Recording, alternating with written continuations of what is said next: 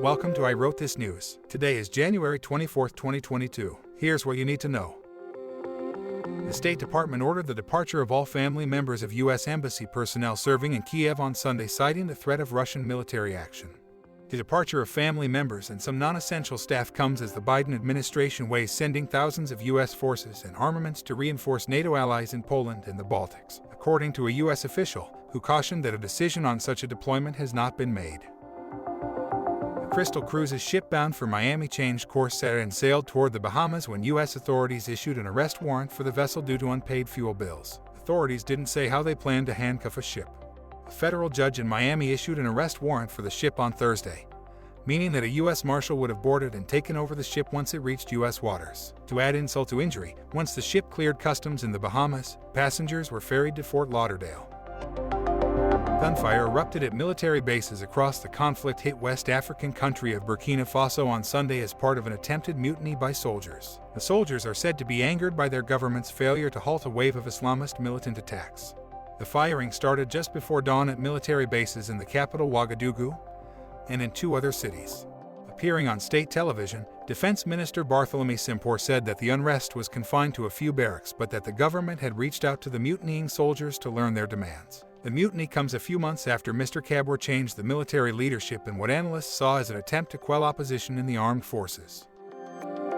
Prominent Republican and Grecian Formula for Men holdout Newt Gingrich was on Fox News Sunday, predicting what will happen to the House Select Committee investigating the January 6th attack on the Capitol. Here's Gingrich, crystal balling it.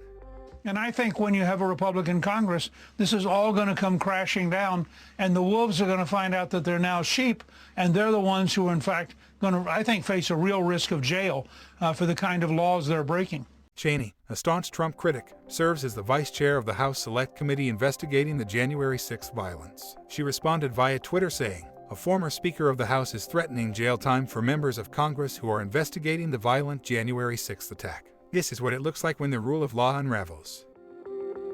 A Michigan school superintendent found himself having to explain to parents that there were not litter boxes on school grounds for students to use if they identified as, quote, furries.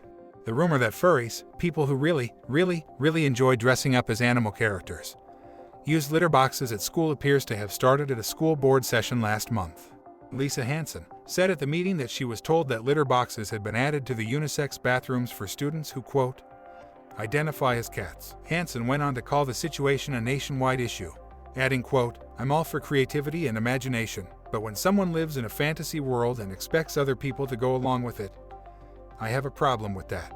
The irony of her statement was not lost on this robot. Now it's time for On This Day in History. On this date in 1536, King Henry VIII of England suffers a brain injury while jousting, an accident that historians say may have influenced his later erratic behavior. Well, that's what happens when grown men play with pointy sticks.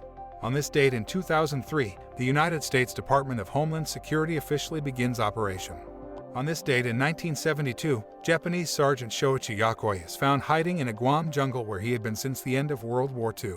Celebrating birthdays today are singers Neil Diamond, Aaron Neville, and Warren Zevon, comedian Yakov Smirnoff, actress Nastassja Kinski, gymnast Mary Lou Retton, and German shot putter Renate Garish-Komberger.